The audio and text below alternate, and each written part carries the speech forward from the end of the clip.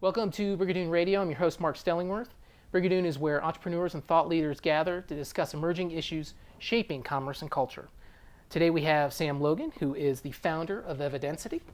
Yep. Sam, how long have you been coming here?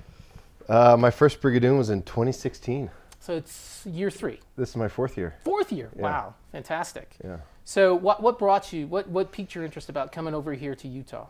Well, initially it was an invitation to speak, and that got me interested because I love public speaking and I love skiing, and I'd never been to Sundance. So there's like an allure. You hear about the Sundance Film Festival, Right. and it's in Utah. I mean, it's a beautiful place. So kind of put those things together without knowing anything else.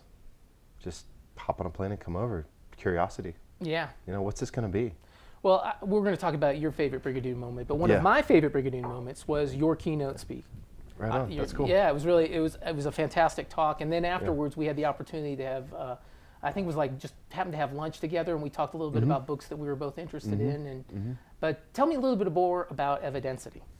So Evidensity is it's an interesting concept, but the idea is basically that we've built a platform that facilitates manual records retrieval, records for corporate entities, records for litigation, for property.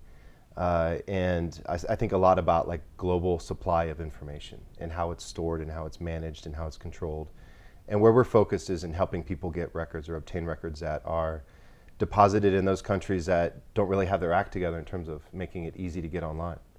And that's, that goes from United States municipal civil courts. Okay. You can't get it online.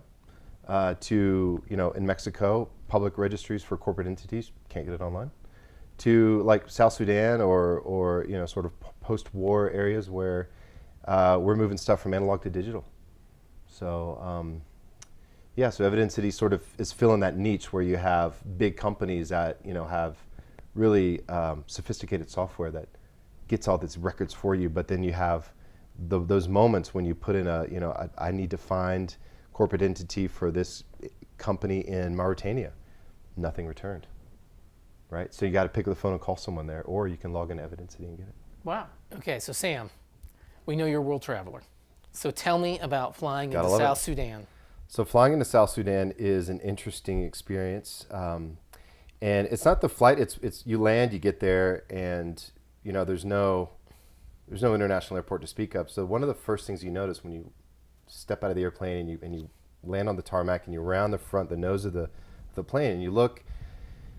It's this big canvas tent, big brown tent. That's the airport. So the Juba International Airport is a tent. Yeah. Wow. And you walk in, you got to go through Ebola and medical screening, which I thought was pretty legit. But then like the passport control is like chaos. And you get in line and finally you figure out. But the part that I liked the most was the customs area. So you had basically this old rickety table and these customs officers, and it's just hot, and you're outside, and everybody's super sweaty, and all the baggage comes in, and people who are in some way connected or have figured out the system or whatever, they know to get their bags, and they share information, they show the tag to whatever person, and then they leave. But then the rest of us who are like obviously not from there, we are stuck with dealing with the system such as it is. Which means you have these their version of customs and border protection, Right. going through all your stuff, and they're speaking in different tribal language. You have no idea what they're saying. But the part that I love the most is they're opening bags of foreigners, and these are folks who have maybe never left South Sudan, right? And they're seeing all kinds of stuff they've never seen before. So they get distracted. That they'll pick up something and they'll look at it. And like you see them like call their buddy over. It's like, hey, come look at this. I'm like, what the hell is this? What is this? Yeah. So you're like standing there, waiting for them to finish. Like I guess they have to satiate curiosity, and you're waiting on that. So what I decided to do, rather than just kind of get like a bit miffed about it, I just kind of got into that moment with them, and just stand there and try and step into their shoes and say, okay, I'm looking at this whatever it is for the first time. And sharing their excitement. Yeah, they're like a kid in a candy store in some ways, but at the same time, there's like this outer layer of officialdom because they're wearing a badge. But their shirts are too big or too small, and some of the buttons are missing. South Sudan is a startup nation. Right. So none of the stuff that you would expect to be in place is there. So why were you going to South Sudan? I was on a missions trip with our church. Nice. And we went in to deliver a bunch of supplies and go just see what was going on and what they needed, do a needs assessment. So you meet with the community and you just listen to them and you let them tell you, how things are going and what's, and what they need. And the needs are really basic. Really basic. So, but you do this not just in South Sudan, you've done this all over the world, huh? What other places have you gone to? This last trip we were in South Sudan and then in India. And in India we're in Kerala state, which is down in the southeastern part. And we had just gone into a place that had a bunch of devastating mudslides. And in a valley of about 20 square kilometers, there are 14 different tribal groups, 14 different languages. And we went and visited all these different tribal groups and, 4x4 Jeeps, and going over elephant crossings, and then we were in Tyre, Lebanon, and meeting with Syrian refugees who were wanting to go back to Syria, but they weren't able to go until they got permission from Hezbollah. Never mind the Lebanese government or the Syrian government, it was Hezbollah. So going in and just seeing their reality, and then needs-based assessment.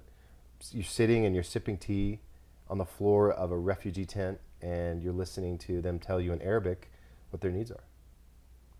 Pretty amazing. Pretty amazing, yeah. Pretty awesome. Yeah. Strong work. Yeah, thank you. So now, it's been a year since we saw each other. Yeah. And there was the Brigadoon Annapolis, which you helped to spearhead, which was awesome. Yeah, it was awesome. Yeah, it was a lot of fun. But since the last time I saw you, how many countries have you visited? I think 8. What was the last one? The last one, Canada. Pretty boring, but well, kind of boring for me, but yeah. Or Mexico.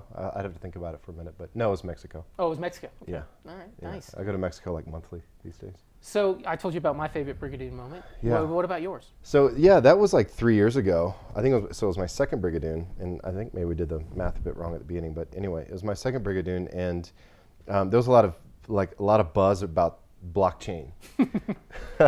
and I had just read a little bit about it before I got out here. I like to prepare for Brigadoon and read about stuff, just so you can engage and ask questions and have fun.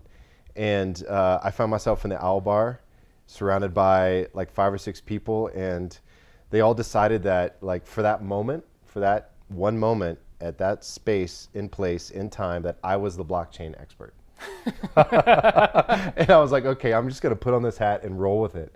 So I prepared my soliloquy and I pontificated on blockchain mechanics and everything. And someone then called BS, and I was like, yeah, actually, I just read about it 2 weeks ago.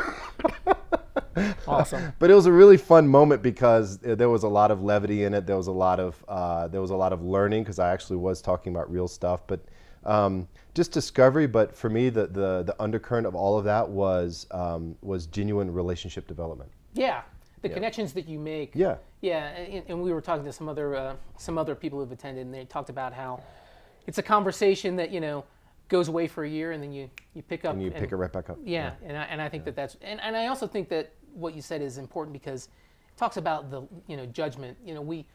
We're all different, and you have people from the entire political spectrum here, and it's nice that people are we provide a safe space for people to talk about things. That's right. And I think that that's really important too. And It that's is a important. unique component of Brigadoon. But all right, well, listen, thanks for taking the time, and I really appreciate it. So stay out of trouble. All right. All right.